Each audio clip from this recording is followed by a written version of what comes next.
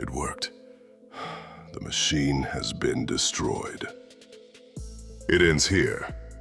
Those monsters. They're trapped in this dimension. 24 hours. That's all it took for a zombie plague to turn Earth's heroes into cannibals. Spider-Man ate his family. The Avengers devoured Jarvis. Now the last survivors hide on Asteroid M while Magneto makes his final stand, destroying the only escape portal to trap the undead here forever. He succeeded. But there's one problem. Yeah, we're trapped here, all right.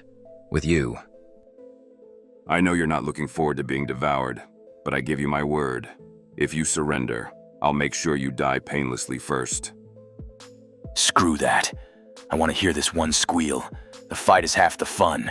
I've been waiting for this. Magneto sends pieces of loose metal flying at the zombified Avengers. He hits every single one of his targets. He even uses Cap's own shield against him, cutting the captain's skull in half. But none of it does anything to stop them. Look at what the punk did to me. If we catch him, when we catch him, I get double rations. Shield in hand, Magneto tries to escape. To his relief, he gets contact from his fellow survivors hiding on Asteroid M. But escaping now would only lead the starving zombies straight to the 12 remaining survivors. He bides his time, trying to find a safe place to escape, until it is too late to escape at all.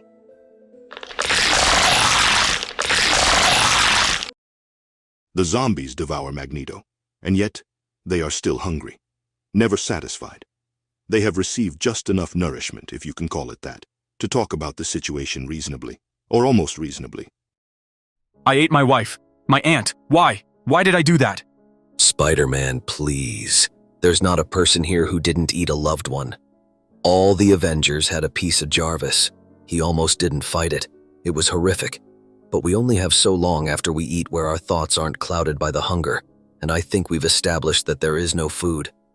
We should use this time to try to figure things out. I don't want to figure anything out. I think I just want to die. But dying is not an option. Another meal, however, is. The Silver Surfer appears on this Earth searching for Galactus's next target. The Avengers jump to their feet, hungry for the newcomer, but he is not easy to catch. While the others hunt the Silver Man, Hank Pym heads carefully back to his secret lab. Here he keeps T'Challa, the Black Panther himself, sedated. Alive, human, and edible. Hank saws off T'Challa's leg. He'd already eaten one arm. He sews him back up and keeps the wound clean, rationing each piece, trying to bring back his own human thoughts, trying to defeat the hunger long enough to find a cure. But even with 2 meals in his belly, Hank Pym cannot deny that he loves the taste of human flesh. Unfortunately for them both, Wasp has followed him to the lab. She demands he share the rest of T'Challa. Hank grabs her in one giant hand and bites off her head, spitting it out onto the floor. Zombie flesh tastes disgusting, not good like the living. Maybe she's dead. Maybe she's not. It hardly matters anymore. They are all dead now. How so makes little difference. And not just for the Avengers, but everyone, everywhere. As the Silver Surfer searches the state of the world, he finds little left of it. Bodies, zombies, decay. If he'd been much later to this planet, it wouldn't even make a suitable meal for his god. He returns to the Avengers and casts his cosmic signal, calling Galactus here to this poor, sad place. He announces to the world that the end, perhaps thankfully, has finally come. The great Galactus has been summoned. He will arrive here very soon. Your world is to be converted into elemental energy to serve as nourishment for my master, Galactus. I have surveyed your planet, and while it supports little life, it will be sufficient for his needs, though it will mean the end of your existence. You must realize what an honor it is that your death will provide sustenance to Galactus. Your time is short. Prepare for the end. The zombies are too hungry to comprehend his lengthy words. Even if they had, the results would likely be the same, as they attack to feast upon his silver flesh. The Silver Surfer blasts through zombies with his powers cosmic, but even rendering bodies asunder does nothing to stop them. In none of his days has he ever seen such creatures. Abominations, I have seen what you've done to your world. You should long for these horrors to end. When Thor knocks him down, but he might be able to escape them yet, until the Hulk shows up. Silverman mine. Hulk is the strongest one there is. Hulk is the hungriest one there is. Hulk deserves Silverman most. Mine. Silverman mine. Injured, angry, and hungry, the Hulk bites off the surfer's head. He's down! Hulk did it! It's feeding time, boys! They fight over the pieces violently, the Avengers themselves getting the largest share until nothing remains but bone. As other zombies move in, looking to tear up the Avengers and make their miserable existence even more difficult, Cap raises a hand to stop them, and out shoots an amazing blaze of cosmic power. It looks like through eating that poor stranger, we've all gotten a small portion of his powers. Looks that way. Let's see how these whiners taste extra crispy.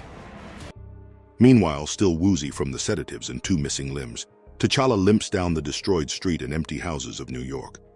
Under his remaining arm, he carries Wasp's head and only her head. Please, just a nibble? I helped you escape. You owe me. Wasp, Janet, please. This is hard enough as it is. I can't handle your... She keeps begging and he keeps moving with no clue where to go or what plan he can possibly make. He wishes it was a nightmare he could wake up from, but it isn't. When suddenly... Where is he, monster?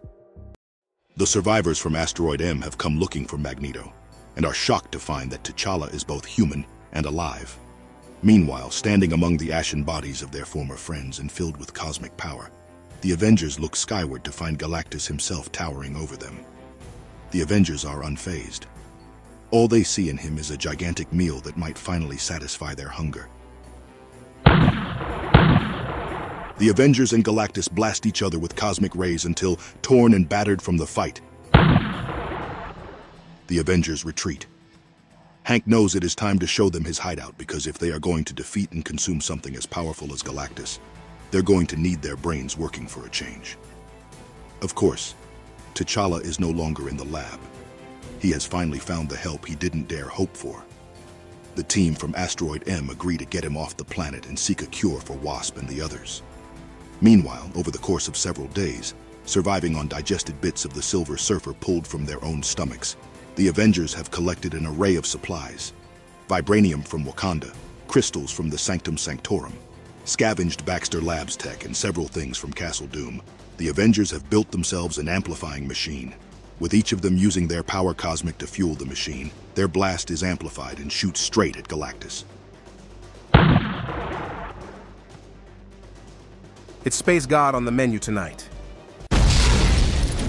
Galactus falls with a crash that shakes the entire city, sending stray zombies, including several villains like Doom and Red Skull, scattering out of the way. Doom, ever in charge even in zombie form, yells at the zombies to feast. He's down! Get him! We could live off him for years. Dibs on the eyeballs. I want his brains. Hold it right there. Captain America and the other Avengers aren't about to let these freeloaders get their kill, and the 2 groups break into a fight. Wolverine fights Juggernaut, blowing his entire head off with a cosmic blast. Meanwhile, Captain America shoves Red Skull to the ground and bashes him with his shield. You never could hope to best me in a physical fight. What makes you even try? Has the hunger consumed you that much? Is your judgment that clouded? But Red Skull sees an opening, quite literally, in the Captain's half-missing skull from his fight with Magneto. You need me to spell it out for you?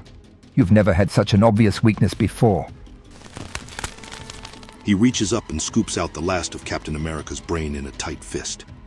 This is how he finally ends Captain America once and for all. With all their enemies dead or immobile, the remaining Avengers fall upon Galactus like locusts, tearing at him, devouring him in little bites and handfuls, until he is consumed. 5 years later, a landing party from Asteroid M lands planetside to see what had become of the world. T'Challa is among them. He has a prosthetic arm and leg, a wife and a child. He has found a new life among the survivors. Wasp has too, with her zombie head sitting on a robotic body, and her own thoughts freed from constant hunger. What they find on Earth is overgrown destruction, and no sign of humans, living or dead, anywhere. This planet is deserted. There is nothing here. These zombies either died off, went into hibernation, or, I don't know, left. Left? As in left the planet? How would they even do that? Not only that, but if they did leave this planet behind, Where did they go? The answer to his question lies far away on another world, where a father tucks his child safely into bed. Interrupted by an advisor, they walk the halls of a large palace on a quiet world with 2 bright moons. It is with regret I inform you that the sensor readings were not incorrect. Our worst fears have been born into reality. The Galactus comes. Then all is lost. How much time have we? None. The attack on their planet has already started. Their people scream in the streets. 6 distinct figures, once Avengers, fall upon them. It's feeding time, boys.